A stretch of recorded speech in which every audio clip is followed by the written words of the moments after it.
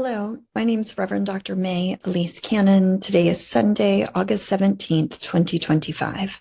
Today is day 681. Blessings to you on this Sunday, this Sabbath day. I'll take in large part a break from the news of the ongoing atrocities in Gaza, the beginning of the invasion around Gaza City, and other updates about what's happening in the Middle East. On Sundays, I like to try to reflect a bit on the presence of God, even in the midst of chaos and conflict.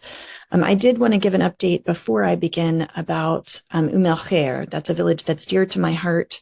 A couple of weeks ago, the activist Alde Hathalin was killed by an Israeli settler. He's been a long-time non-violent human rights activist, and he's been a teacher and father. He has 3 young children. He was finally laid to rest in Khair in the last couple of days. His body had previously been withheld from Israel and by Israel and was not being released. The women in the village, including his mother, were fasting in order to have him return home so that they could bury him. And that has been done. Alde was shot and killed by Yanon Levy, who's an Israeli settler, in cold blood just over a week ago or so. I thought for the reflection today, I would actually share the words of someone else, Scott Gustafson, Dr. Scott Gustafson. He's an Ambassador Warren Clark Fellow at Churches for Middle East Peace. He's done some really incredible work on how people come out of violent extremism. I'd encourage you to follow him on Substack. He writes prolifically. He's a researcher, but he published an article on the 14th of August that was called, How Do We Get Perspective on Gaza? And I thought as a bit of a devotional today, I would read his words. So the words of Dr. Scott Gustafson. 10 perspectives on Gaza and Palestine, the danger of package deal ethics and outsourcing morality and single narratives.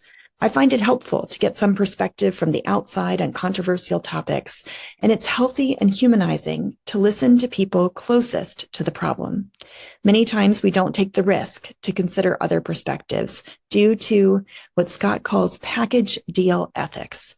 This is the expectation that if you identify with a particular group or political party, you have to agree with everything that that group or party says. Or conversely, and perhaps even more commonly, considering the viewpoint of perceived out of group somehow taints or defiles and is tantamount to a rebellion. An ancient proverb offers wisdom. Proverbs chapter 18, verse 17 says, "The one who states his case first seems right until the other comes along to examine him." I once had a revealing chat with a neighbor who asked what I did for a living, and I told her it was about extremism and conversion research in the Middle East and humanitarian work and the church. And her response was a surprise. "You sound like a Democrat." I was taken aback because U.S. politics wasn't even close to my mind. I thought we were discussing my vocation, my research, but my neighbor immediately sought to categorize me through the primary lens of U.S. liberal, conservative, Republican, Democrat binary. Many times, especially for Americans, the rhetoric and filter of U.S. politics becomes so predominant that it's difficult to see anything else. For the Christian, this single overwhelming narrative is dangerous ground when it writes off whole people groups as enemy combatants, such as Gazans or Palestinians, or it negatively views important work like the ministry of reconciliation, which is written about in 2 Corinthians chapter 5. We have to take seriously also the church in the Holy Land and many others in the Middle East. It's shocking how assured and unflinching the moral convictions of many become on serious matters with so little nuanced understanding or ever meeting a real person or having a conversation with someone else who's close to the issue. The temptation is to, quote, outsource, end quote, morality to political leaders, influencers, or media personalities. Listening to those closer to the ground is an anecdote. As an example, there are dozens of Israeli and Palestinian organizations, Christian, Jewish, and Muslim, working for peace, ministering to the hurting, providing aid, who rarely get headlines.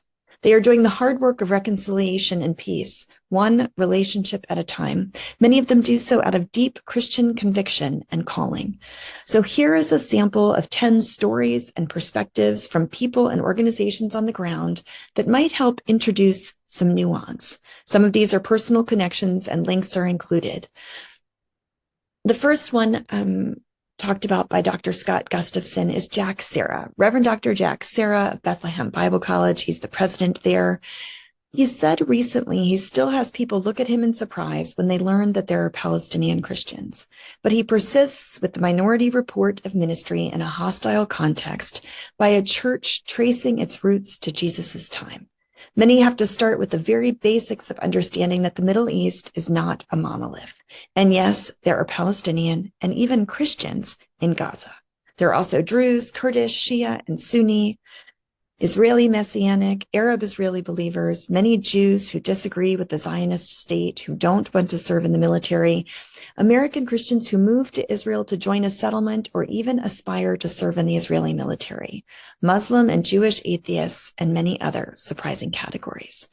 Dr. Jack and many of the leaders released a statement, Christian leaders released a statement called A Collective Call to the Global Church from Middle East Evangelical Leaders. That statement says, although our goal is to extend God's love to all people is united, a discernible missional gap exists between the Western Church and the Middle Eastern Church, reflecting on unaligned mission priorities.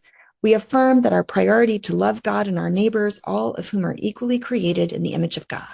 And then verses are cited like Leviticus 19:18, Mark 12:29, Galatians 5:14. Our deep conviction is to love our Muslim and Jewish neighbors. We assert that conflicts in the Middle East, including the Israeli-Palestinian conflict, are not manifestations of spiritual warfare, but instead are rooted in complex socio-political dynamics that demand nuanced understanding and strategic responses. We unequivocally reject all forms of violence against civilians to achieve justice, such as written about in Jeremiah 22:3 and Romans 3:15-18. We strongly condemn all religious, political, and social ideologies that hinder a lasting peace. Jack Serra says, please come and stand alongside of us and join what God is doing in our midst. Come witness the power of the gospel alive in the Middle East. Participate in bridging divides, in initiatives that heal wounds, in partnerships that extend the kingdom of God. Let us come together to create a spiritual future where the Middle East is not seen through the lens of its conflicts, but instead as a model of enduring, Christ-honoring church. That's number one. Number two, Pastor Azar Ajaj, the president of the Nazareth Evangelical College, pastor of the local Baptist church, despite immense pressures during the war of increasing violence, inflation, and taxes, feels called to continue ministering and seeking revival in the city that Jesus once called home. The church meets regularly, and Pastor Ajaj, with neighbors of all different faith convictions, sometimes studying scriptural texts together. Pastor Ajaj says, people in Nazareth are weary psychologically from the pressures. I believe in this timing, the Lord will bring restoration and revival to his hometown through dedicated men and women from all ages who love Jesus, who are well trained and have a vision for evangelism, bridge building, and expanding the kingdom. Number three, at a recent conference in Bethlehem of next generation young leaders led by Faris Ibrahim from Bethlehem, Palestinian young people gathered to pray, committed to bearing witness anew to the gospel in their homeland, despite deadly conflict and trauma. Faris invited Christians to visit not the ancient stones, but the living ones, the living stones, those working and ministering in the land today. This was also an invitation of the pastors and leaders that signed the collective call to the global church, of which Dr. Faris was one of them. They urged Western Christians to visit and learn from the Middle Eastern church, a faithful community of believers who have maintained their presence in this region for over 2 millennia. As a family, I know, active in fellowship of believers from various backgrounds who meet to study the Bible in homes, had teenage neighbors of theirs across the street disappeared by Israeli forces. This is the example number 4 that Scott gives. Their alleged crime was criticism of the state on social media. These families are worried for their children and kids with no notice of where they were or when they might be returned. The roads in and out of the city are often blocked by settlers and or the Israeli military. Many of their friends and relatives have similar experiences and live in fear. Example number 5, From a women's ministry in the Middle East, working quietly to support those enduring trauma, they said this: for months, the war in Gaza has left us feeling helpless, longing to support but unable to reach the women we deeply care for. Fatin, a past participant in online workshops and counseling sessions, was moved by the suffering around her. So she reached out and said, might we do something for the women here? Through her, a small but powerful weekly support group has been born. It brings counseling, prayer, and safe space for women who have lost almost everything. It's a quiet act of resilience in the face of ongoing devastation, and though the war still rages on, the healing has already begun. Number 6, Dr. Sami Azar of the Evangelical Lutheran Church of the Jordan and the Holy Land. Bishop Azar is the head of the Evangelical Lutheran Church, and for 2 years has called for an end to the bloodshed, the war, the genocide in Gaza, and other escalations in the region. Note, using the word genocide has been a source of significant controversy, but more and more Christian, Muslim, and even Jewish groups are persuaded by legal and academic arguments to use that term. Bishop Azar recently condemned the Israeli settler attacks on the Christian village of Taive, which has been repeated incidents of stealing livestock, burning property, and attacks. A member of the Lutheran church named Jarius was attacked at 2 a.m. when settlers threw explosives at his home while he and his wife and 2-year-old slept. You can read the open letter of the Evangelical Lutheran Church in the Holy Land online, calling on their siblings in Christ around the world to speak up for the safety of Palestinians, including Christians, calling on the international community to take action to end the assault on the Palestinian people and to bring justice to the Holy Land. Number 7, a long-standing medical ministry, the Ali Hospital in Gaza, was started by the Church Mission Society of England in 1882. Today, it's a ministry of the Anglican Church of the Holy Land. Many, if not all, of these examples are examples that you will be familiar with, as they're also partners of Churches for Middle East Peace. Baptist missionaries ran the Ali Hospital for decades, and thus it is still even today called the Baptist Hospital, even though it's run by the Anglicans. It's provided shelter and medical care to displaced throughout the conflict, and it's been hit multiple times.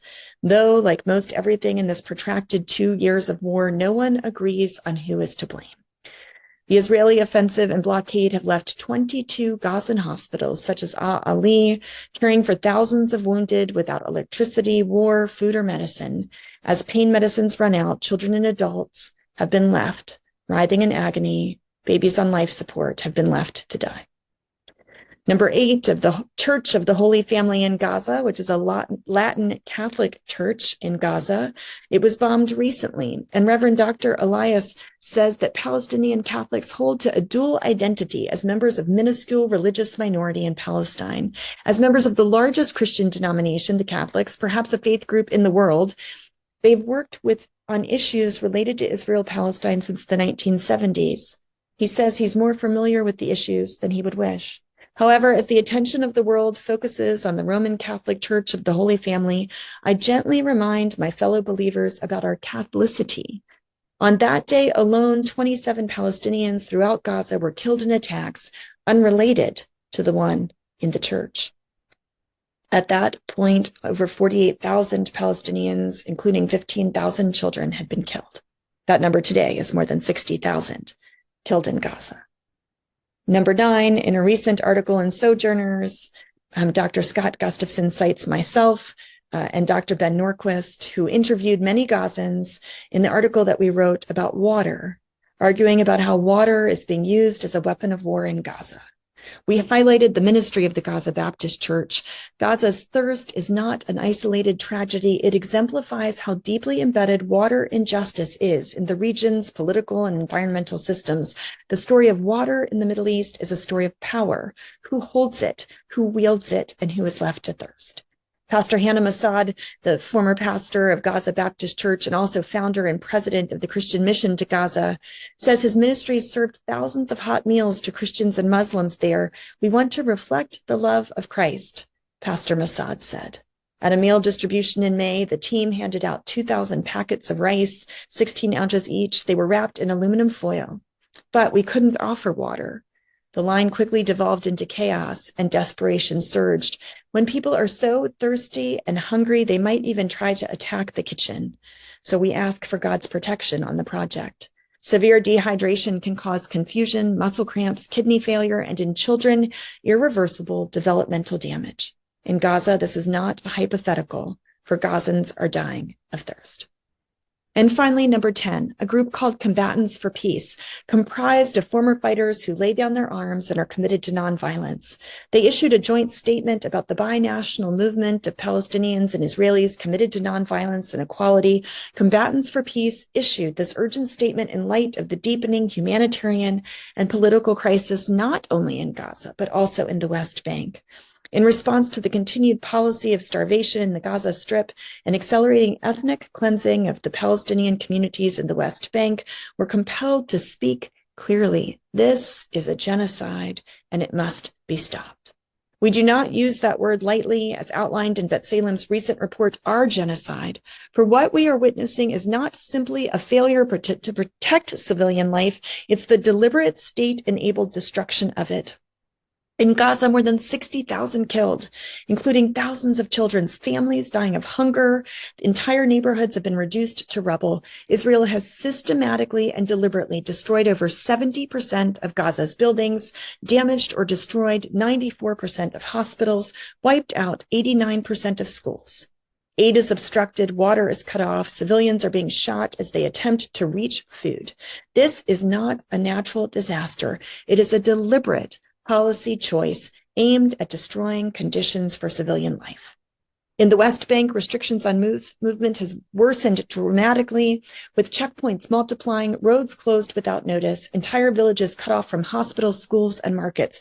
All the while, rural Palestinian communities are being displaced by armed settlers, military units that work in tandem. In the Jordan Valley, the South Hebron Hills, and the North District's homes have been torched, water sources poisoned, livestock killed, and people forced to flee. This was written when just last night, Auda Hathalin, a well-known and loved community activist from Khair, was shot and killed in yet another murderous settler attack. Weeks earlier, Saifullah Musalet was beaten to death in the village of Sinjil while defending his family's land from encroaching settlers. These are not isolated acts, but are a part of a clear, documented strategy to remove Palestinians from their land, what international law recognizes as ethnic cleansing. We must also recognize the pain and anguish of Israeli families whose loved ones remain held hostage in Gaza. The hostages must be returned unharmed now, or where necessary, given a respectful burial. Their immense suffering cannot be ignored, but it also does not justify the starvation and mass killing of an entire civilian population.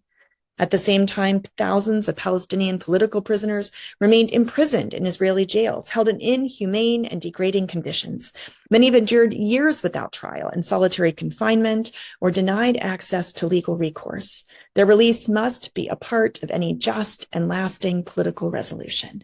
Any meaningful path towards peace must confront the full scope of human rights violations in this conflict, including the systematic use of unlawful detention, collective punishment against Palestinians, and the ongoing trauma, insecurity, and targeting of civilians experienced by Israelis. Justice must be extended to all who live here without exception. As Palestinians and Israelis who've chosen to walk the path of nonviolence, this is still Combatants for Peace talking. Even in a time of war, we call on people of conscience within our societies and beyond to speak out, to act, to refuse complicity, and to reject the lies that tell us there is no other way. We remain committed to peace, to nonviolence, and to each other. This commitment is rooted in the belief that occupation must be brought to an end. Justice is not a dream, it is a requirement. Only then can we begin to repair what has been broken, to begin to build the future that we know is possible, a future where Palestinians and Israelis live in freedom and equality, guided by a shared commitment to nonviolence and humanity. Reading these perspectives or hearing them out loud might be difficult for those used to a singular, primarily political narrative. They might arouse feelings of suspicion and anger, or even run contrary to your tribe's package deal of ethics. Perhaps a list of whatabouts might be arising, or a sense of guilt for empathizing with viewpoints of those considered to be out of group by your people. Despite how Gaza has become a controversial global issue, it behooves us to remember that this is not a theoretical debate about politics or theology, but there are actual people who have been daily living through horror. There are still hostages who need to be returned, families grieving the deaths of loved ones, innocent civilians starving and thirsty. For the Christian, there are distinctly Christ-like actions: reconciliation, speaking out against injustice, feeding the hungry, giving drink to the thirsty. These are always right, whatever the politics of the day. There are multiple narratives. This is not as simple and as the eloquent, assured talking heads want us to believe.